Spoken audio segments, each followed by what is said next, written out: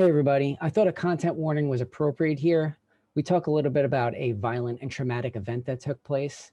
From the point where I start asking about it to the point where it ends is about 14 minutes long. So if that's not something you want to hear, fast forward and listen from there. And with that said, here's Jane-Rebecca Cannarella.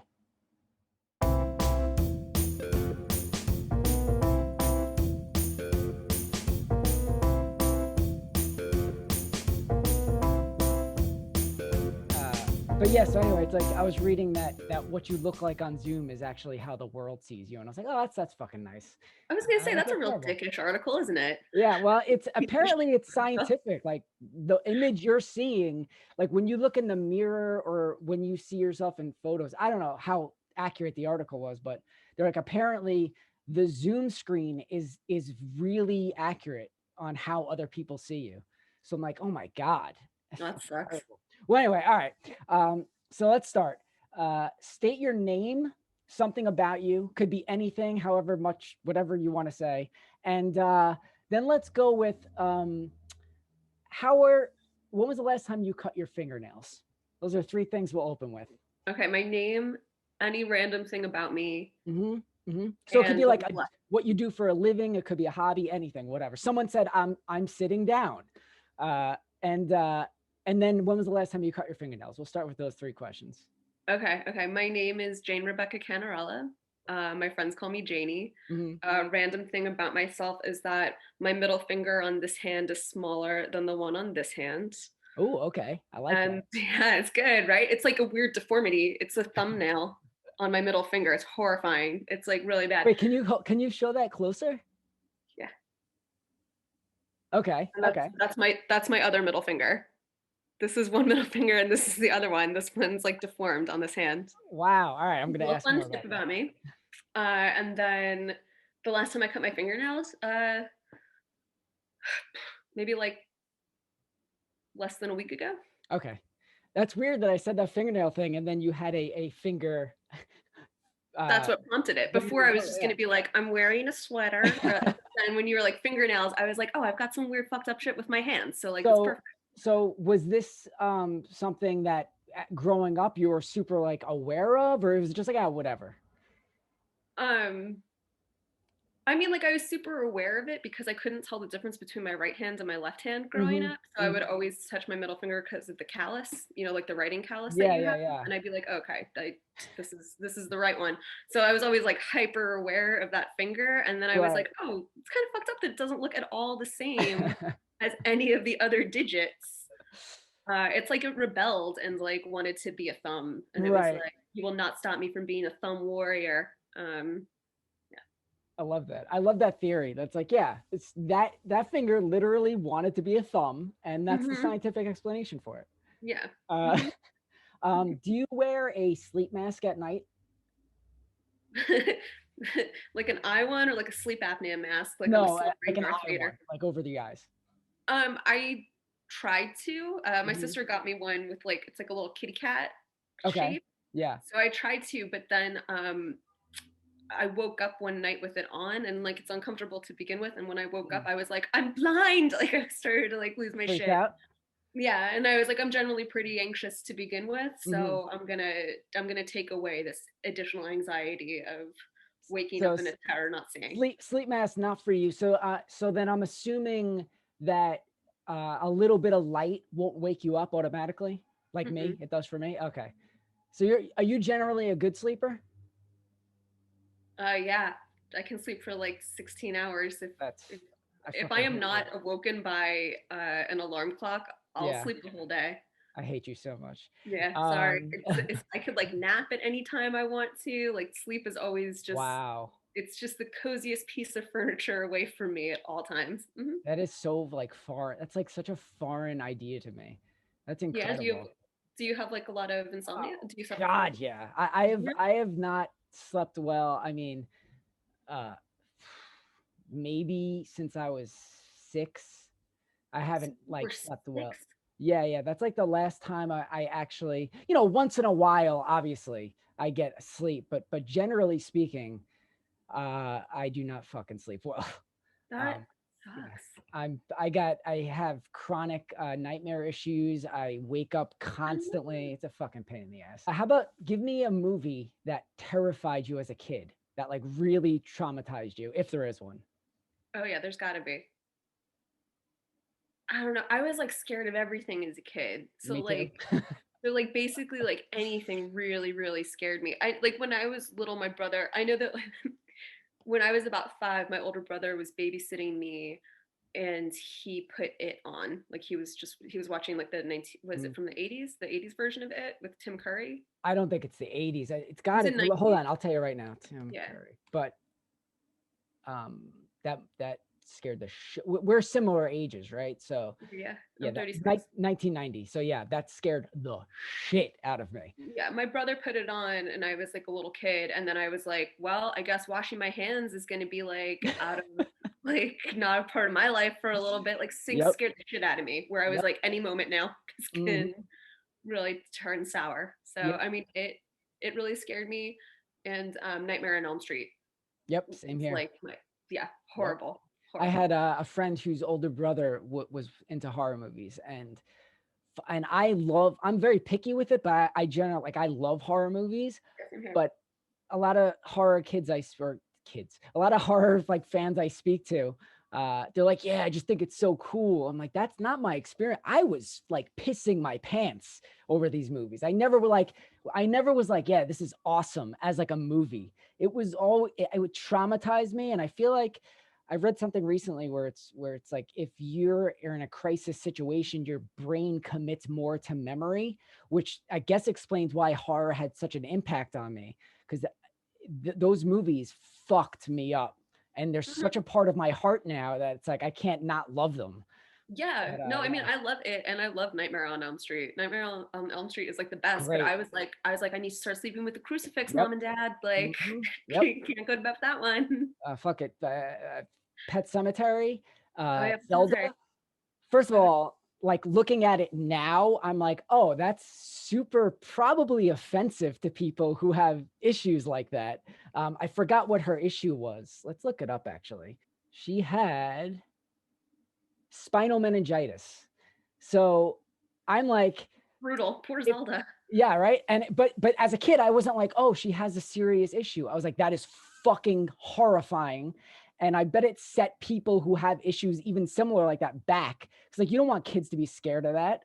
But Yeah. that's just like me looking at it now. It that screwed me up as a kid. Yeah, I think I was more focused on the fact that you could like the pet cemetery was such a generative source of reincarnating power. Right. I was like, why the pet cemetery? Like, Yeah, what's going yeah. on over there? Like, That's a they're just if you love an animal so much that you bury it and like have a grave marker for it, you'd think it would be like a nice, peaceful place, right. not like something so deeply fucked. I forgot in the movie if they ever explain why. I think in the book they go into it, but I don't know if in the movie that they do. But like that's one thing that gets me about horror. If there's too much left unsaid, it bothers me. But if there's like a few things that are not quite explained, it affects me even more because I'm just like, what the fuck was that? I went to a really cool conference about like the nature of writing of horror and writing, Mm, and they used who do they use as their goalposts? They use I know that they use the Joker. Oh, they use the Joker and they use the Judge okay. as examples of Hmm. like they use the Joker and the Judge versus Magneto, Okay. where like Magneto has a backstory, therefore he's sympathetic even though he's a monster. Yep. You can understand his motivations. The Hmm. reason that like the Judge and the Joker are so scary and generally like those things are like more terrifying and evoke like more feelings of like anxiety and fear is because a lack of understanding motivation scares people more than it would Oh yeah. even if like the reasons are like suspect, you know. Yep. Yep. I remember there's that. I don't remember what it was called, but there was that Joker series where they go into his mind and like find out his origins. And then they find out there's multiple origins. And so they have Mm-hmm. no real idea. That's an awesome idea. I love that. Mm-hmm. Um, all right. So going kind of with this horror-ish fear theme. Now, when I ask questions like this, because a lot of these questions that I have written down that I ask people are stuff I ask just people in general. And it bothers me so much when I ask like a brain game kind of question, a little hypothetical, and I'm like, what would you do if this happened? And they don't answer in a realistic way. It gets me so annoyed. It's like, oh, what would you do if this guy said something to you? Oh, I'd fucking kick his ass. I'm like, no, but you wouldn't though. I know you. You wouldn't do that thing. So try to be as realistic as possible in your response, please.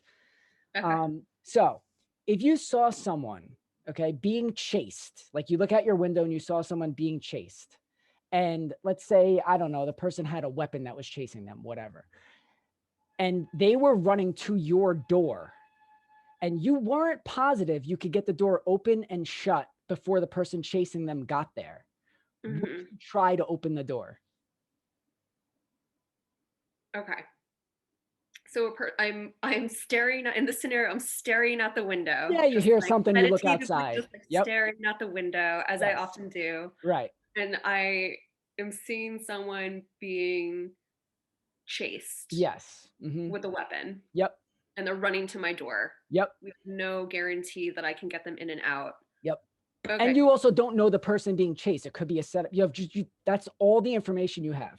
Okay. So no, I wouldn't. Okay. If I were saying that like I'm living here in Philadelphia, what I would do is I would text my very responsible block captain, who's like very protective and like a guardian over the block, and be like, you are better equipped to do this. You're a good person. Right. I also don't know what's happening. Like, I don't know if maybe like what if this person was like possessed by some sort of like evil spirit and like a demon or something, and the person that's like chasing them is like some sort of demon hunter, and like all of a sudden like this person is in my home ready to possess like me and the cats. You know, no, I'd contact JJ. Okay. So text JJ. So going off of that, I'm assuming you're spiritual to some extent if your brain would go there. Yeah.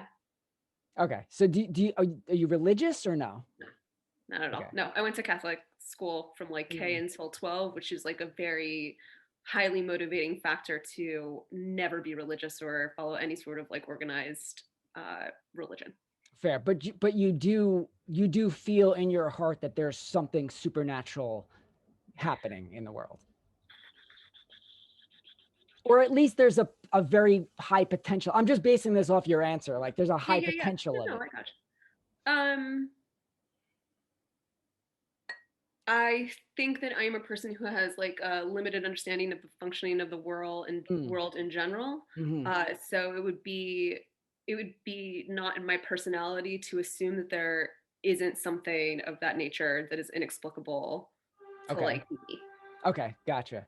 Have you ever felt like you saw like a ghost or something? Oh, totally. Okay. Yeah. It's interesting because like I said in an earlier interview, I came off. It's weird watching yourself talk because you say things that you say things in like a way that you don't really feel. And I almost came off like condescending in a way when I watch it back. I'm like, I don't mean it that way. Like in my gut, my heart wants to believe things like that, but my gut is like, I'm not a believer in it. I don't know why. And I don't know if cognitive dissonance is an appropriate word here, but like sometimes at night, even I have the fear of demons and stuff like that. While at the same time, I don't at all believe in that stuff. So whenever someone tells me like I've seen a ghost for sure, my instinct is always to be like, well, I want to hear about that. And I believe that you believe that, but I just can't get myself to get into the reality of that. You know what I mean? But that said, I do want to tell me about a time where you feel like you definitely came in contact with a ghost. To jump to kind of relate to what you were just saying, I think that there has to be a certain degree of like hopefulness. Yeah. In any of those, like in any realm or structure, like belief system, I think that there has to be like a capacity for like a hopefulness of that existence. And if I'm anything, I'm an extremely like optimistic and hopeful person. Okay. So there's probably like a very big part of me that's like what's an example? I used to live in my off-campus apartments for college, were across the street from a cemetery. And I was taking photos of my friends playing with the dog one day. And like, and it's like one of those old, I'm pointing over there, like, you know what I'm talking about. Right there.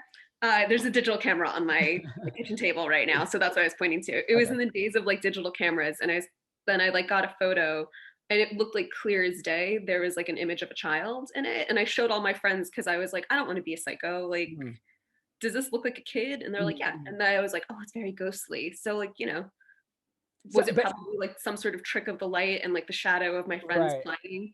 Most likely, but it also was something that like was like very spooky with all of my friends, and we were like, oh no, the ghost. Yep. So like I choose to believe in that moment. Yeah, like there was definitely a ghost that was haunting the like the Trinity Apartments in Glenside, Pennsylvania, 10 years ago. All right, oh shit. All right. So I only got a few more for you because I gotta get going. But I guess this is sort of a theme now because I'm gonna jump to this one. Have you ever, I guess ideally recently, but really ever consciously and purposely faced a major fear of yours? Well, yeah, I'm very scared of knives, and in March I got stabbed a bunch, so I feel like Wait, I'm you were really scared of knives before that happened? Like already? Yeah, Oh my freaking God. Terrified of knives. Like I try not even to use the big knives and like the butcher blocks and stuff like that. Like I don't like knives at all. I don't like the idea of slicing. I hate blood. I can't even watch stabbing scenes in movies. But yeah, so I guess I faced that one pretty fucking on. Yeah. That's fun. I mean, it's horrible enough that happened to you, but the fact that you had a specific fear, would you call it a phobia of knives? I don't have a phobia of knives, but so I'm just a strong fear of knives. And wow, so that the fact that you had that fear and that happened, that's fucking wow. Now here's a kind of a weird question. I hope it's not comes off as offensive or whatever, but did that have an impact on your fear of knives? Did you like kind of get over or overcome anything, or is it just, did it make it worse? No. I'm pretty neutral on it, you know, like I haven't like none of the moment it was like particularly empowering. It wasn't like face this, like I didn't have any sort of feelings like that. I basically still feel the same. I don't like them. They like freak me out. I'm always scared I'm gonna cut myself when I'm cooking. Whoa, my God. Okay. So wait a second. So 2 seconds ago, it was November 16th. And now I'm looking at my phone. It's October 2nd again. Okay. This is freaking nuts. That is nuts. Oh my God. The time travel, who would have thought it would just be a matter of a month? Yes. But at least we're getting there. I mean, we got to take advantage of this situation while we're still back in time and rectify a little something, because we kind of talked a little bit about your incident, but we didn't really go into it.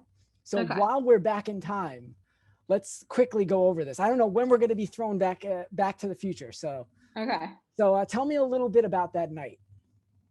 Okay. So I don't know what the COVID cases or like when quarantine and lockdown started for like other people around the state or around the different states. But in Philly, we had gotten like the notice that things were getting really bad in March. I'm going way back now. Things were getting really bad in March. And I'm a social worker and I don't know how to drive. So I take public transportation, which means that I had been exposed to many, many people. And more so than not, I had been exposing my clients unknowingly. And so like shit really hit the fan on the weekend of March 14th and 15th. And I had just gotten the notice that we were gonna like start to shelter in place. I know that people really deeply care about the verbiage in terms of like quarantine versus shelter in place. Whatever it is that satisfies stay the fuck at home is what we were just told. Well, actually, it's not really quarantine. Yeah, I know. Or someone's like, it's not shelter in place. I don't know. Whatever it is, when we were told to like stay in our fucking homes. I had just gotten that. So I was very stressed. So that night, that Saturday, I had like gone out to get like a shit ton of beer and stuff like that and like hunkered down for. You're by yourself at this point. So Zach was around as well. So like I wasn't totally alone. Okay. So I had gone out to get like drinks, like to get myself drinks and stuff like that, and just kind of like drink. It's a pandemic, So I was like, you know, perfect time for me to like really let to let my like anxiety run free like a beautiful unbridled horse in my head, to like think about all of the instances of which I might be infected or I've infected others. So I was like, what will help like with that? It's definitely going to be whiskey. So I was drinking and hanging out just like in my apartment, and I live on the first floor. So I went out to the fire escape. And at this point of the story of this real life experience, it was pretty late. So it was late at night. And Zach is inside at this point? Yeah, he is asleep. He's in his room. I'm by myself. So I go out on the fire escape. I live on the first floor. So I live on the first floor, and the fire escape faces an alley that goes all the way through this like portion of West Philadelphia that I live in. So I was smoking, and I was like having a beer and just kind of chilling out. I was playing Pokemon Go, by the way, which was like the most, like, do you know, like it wasn't like I was outside like reading like some sort of like deep like literature, like trying to solve like a global crisis. Like I was outside being like, gotta catch them all. So I was hanging out, I was smoking a cigarette, something that I would do all the time for almost 2 years at this point. And you didn't say exactly what time it was. You said it was late, right? Like so, you're talking like 1 in the morning, or? So this is when it happened was when March 14th switched over to March 15th. So it was around 12:30 at this point, which by the way is the Ides of March, which makes this story so much more insane. So I don't know, I was just hanging out, I was smoking, I was playing on my phone, and I heard footsteps of someone running down the alley. And I looked up, and then there was a person that was masked and had a hood up, and they charged me. They punched me to disorient me, and then like threw me down, and then like beat me. And then they started to stab me repeatedly on my fire escape. Like I was certainly screaming, but I don't totally remember those details because as you might expect, you know, some things get lost in the sauce when you are something like under that amount of stress. Right. So yeah. Yeah, that's like next level crisis. That's not like remember everything crisis. That's like everything just turns into a puddle. Like you don't know what the hell's going on. Yeah, the whole night was a fucking mess. Yeah. I was in shock for like so much of it. Like the police, like when the police came, because you know we needed to get me to the hospital. They kept intervening with the EMTs who wanted to take me out because they realized that like I had been wearing a winter coat because I always run cold, and when they saw the extent of the damage and how much I had been stabbed and that I had been stabbed to my stomach, they were just like, she gotta go. And the police were like, but we need to see. They just wanted to ask me how much I had been drinking, and I was like, it's amazing. As much as I've ever drank in the past, I've never stabbed myself during it. So I don't see how this factors into it. Right. But yeah, the whole time was a mess. The whole night was a mess. When I got into the hospital, when they shut down the entire city for shelter in place or quarantine or whatever. So I had to, like, no one was allowed to visit me. So I had to like stay there alone the entire time. It was like it was a whole massive situation. So I have a few questions, and if any of them are like, pass, just say so. So first of all, I'm just curious, what directly after that, I'm assuming you ran inside to wake up Zach, or how was he in this whole thing? What did he do? Yeah, I mean, like, I don't want to get too much into it. He's like a very private person, so I don't want to get too much into the details of that, but like I ran inside, and it's also like pretty traumatizing for him since he was the only other person that was there. I ran inside because I was so stunned at what had happened. I still had earbuds in my ear too. So like I came inside and like I was still like trying to process what was happening. The door from the fire escape leads right into my kitchen, so which makes it like even more violating. Like it's not like it was a separated place from where I lived, it was right there. So I came inside and like I started to scream more. And then it woke him up, and he was trying to figure out what was happening. And then he saw me bleeding all over the kitchen floor. And then like would you say that generally speaking, the EMTs and the detectives or whoever were kind about it? Did they go about it in a way that you would agree with, or was it what was generally the reaction from everybody in those professions? The EMTs were good about it because they intervened on my behalf, and I was really upset. And I was really upset because I was really upset because I didn't want to go in the ambulance. And I was like, because of financial reasons, or yeah, okay. Yeah. So I didn't want to go into the ambulance, and then they were like, this isn't really a situation where we can like kind of debate about what you're doing. And they were like, this is outside of your hands, we need to go now. The detectives and the police were absolute fucking monsters. Every single one of them? Like, was there even just one? Wow. Every single one. Like asking me questions when I'm clearly in a state of shock. Like zero bedside manner, if that's what you want to call it. Yeah, I mean, like my entire concern, because I was so fucking out of it, and because I wasn't processing like the physical pain or the extent of the damage that was happening at the moment. I have 3 cats, and they were opening the doors to the outside, so I was like begging them not to do that. Where I was like, on top of this, I can't have my pets run away. You don't understand how much this means to me. And they were like laughing at the fuck off. Wow. And I was like, I can't leave here unless I know that like my pets are safe from you. You guys are fucking pointless. And also, the person was on foot. Like the person that stabbed me was just running, like on foot. So there were like 15 cops in my apartment, but none of them were looking for the person that had just moments before stabbed me. Yeah. The detectives at the hospital were ridiculous. When the actual detective showed up, it was the same scenario. I was in like the trauma bay. The first thing they asked me was how much I was drinking. And I was like, this is so pointless to anything else. Right. Now, did you get the impression that it was more like they were just so desensitized that they just couldn't emotionally be there for somebody? Was that like the general image you got?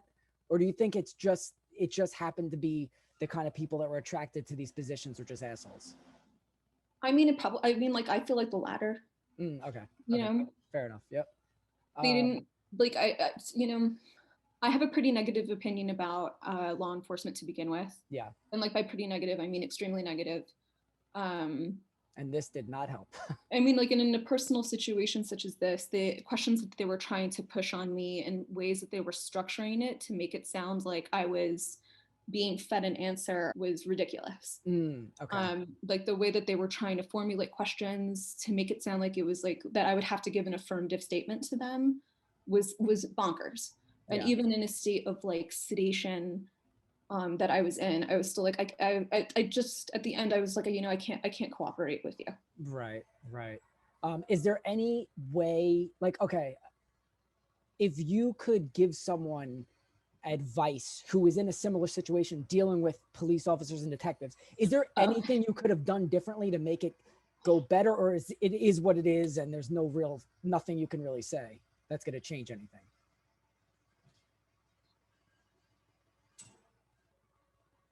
I don't know. I don't know how many people are going to be in a situation where they've been like a victim of a random stabbing, right? And how that's going to shake out for them, right? I don't know. I was just saying if something popped in your head, like, oh, I should have said this, maybe they would have looked at it differently. But it sounds like it is what it is. It would have gone that way no matter what. Yeah. And the second that I said that I was incapable of providing them with any support and that I was not interested in providing them with the sort of support that they were offering me, immediately, they just fucking left. They were just gone. How was your, first of all, that's fucking terrible, but how was your physical recovery? Was it like, it was hard. How are you right now? Like, are you fully physically recovered? Just physically? Yeah. I mean, it was hard. I had to do it during a lockdown. So, I was in the ICU by myself, which really sucked. Yeah, that was. It was, like it was extremely painful, and I was stabbed through my stomach muscle the entire like the whole way through. So they had to look for blood clots and stuff. Right. Yeah. They needed surgery. Yeah. It's embarrassing. It was embarrassing for me. Like, hold on, I think Zach's coming home. Okay, sorry about that. Yeah. Yeah, I mean, like physically I look like kind of a mess, like, and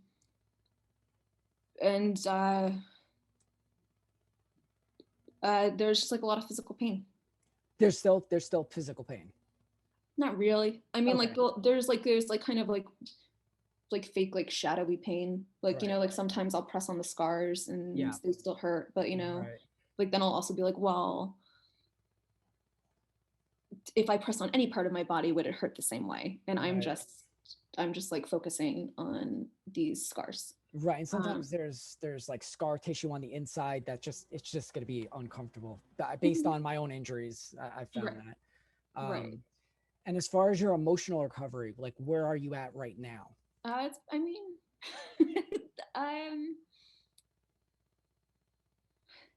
I'm getting there, you know.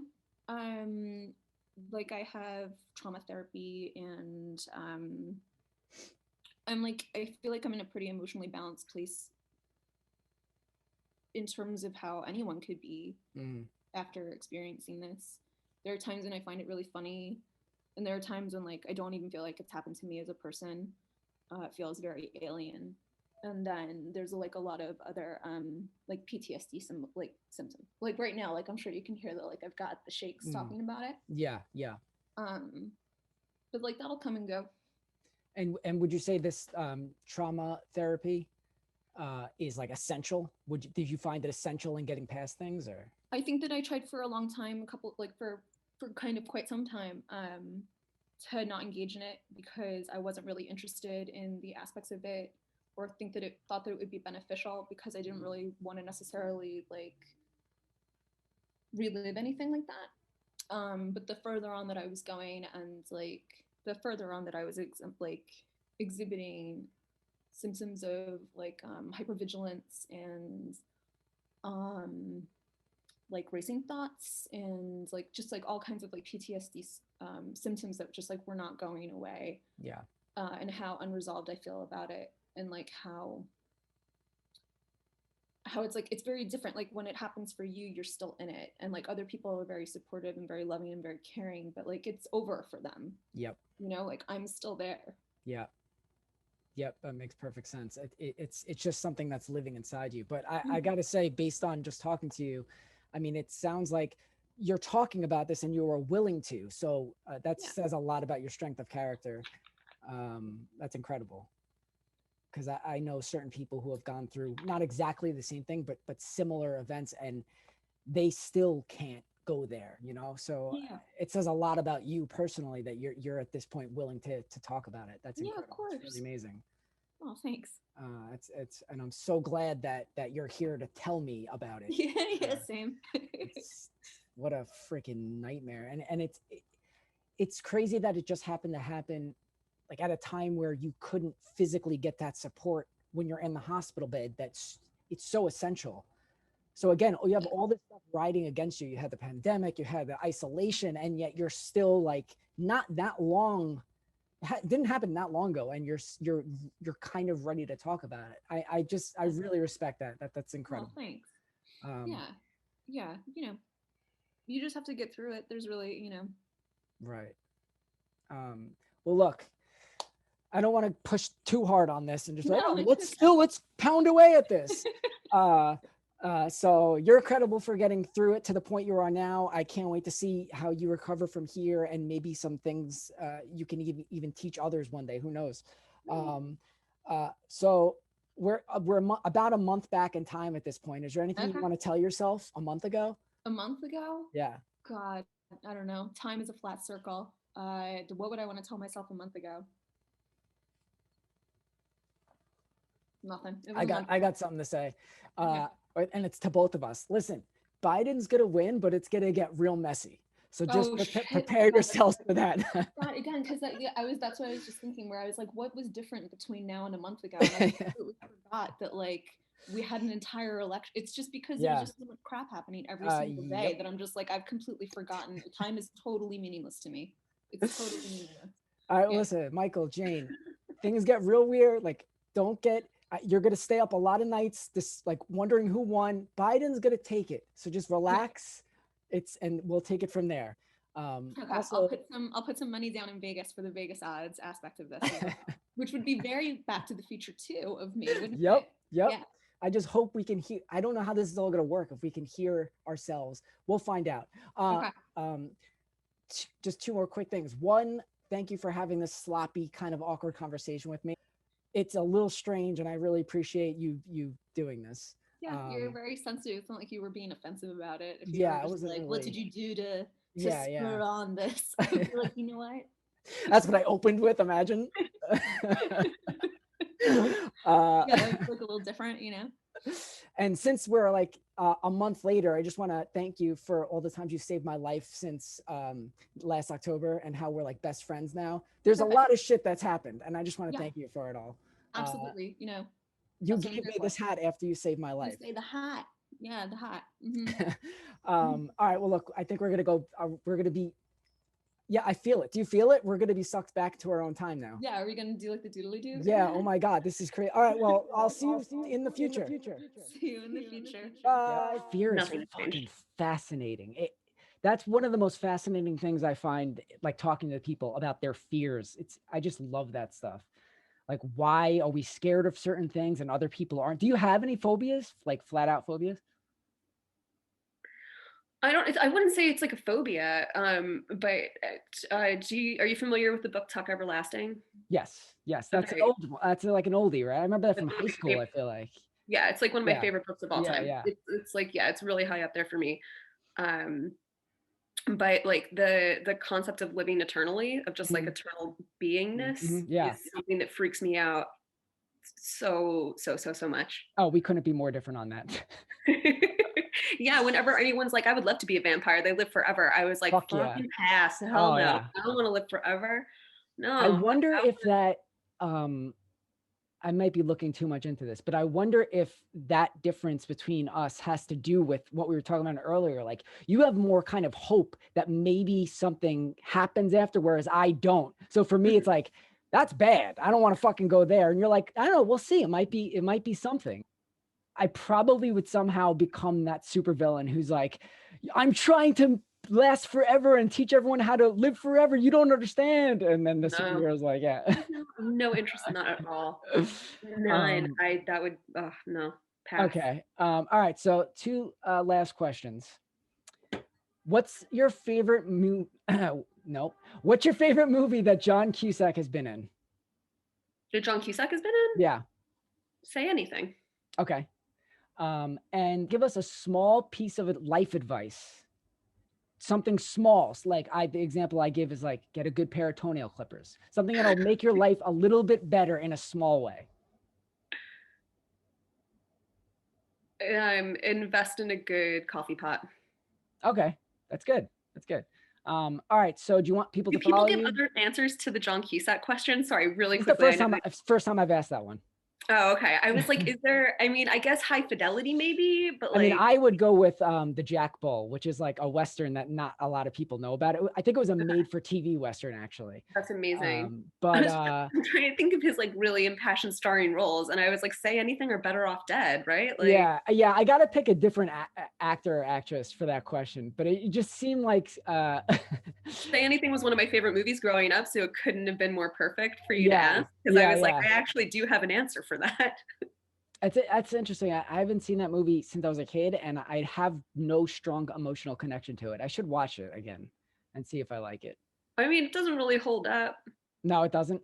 Not really. Yeah, I mean, it's about like an obsessive dude and like a smart chick, and like right. John Mulaney is like defrauding the elderly. That's basically the whole film. It's so weird. That movie stars Donovan's daughter, like Mellow Yellow Donovan. Yeah. That's his daughter. Say Anything. Just before we wrap up, I just want to see what it got on IMDb out of curiosity. Oh, not bad. 7.3. Maybe it does hold up. Not that I always trust these ratings, but. I mean, I still really like it. I think it's really good. It's very charming, but it's also like weirdly obsessive. I gotta see this again.